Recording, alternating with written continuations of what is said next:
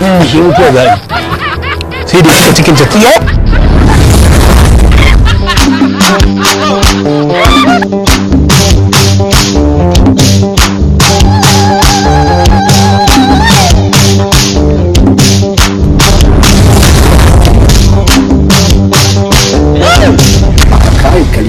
ya za a yi yaro ya sha nono zalla babu ruwa har tsawon wata 6 a wannan zafin da muke ji kuma yaro ya rayu? Tsafma fa zai rayu saboda duk wani sinadari da ka sani Allah ya riga ya tasa shi a cikin wannan nonon. Wannan nonon na farko in gaya maka. Sannu Karime, ni za ku wannan rashin mutuncin? Amma umma ai me yaro ba zai sha ruwa ba dan tsabar rashin imani? Har kike karanta wa mijinki ba a gidan nan ba. Allah sarki wato wannan abin da ya fara kan kamalan sai ya sa na tana wani abu a 1949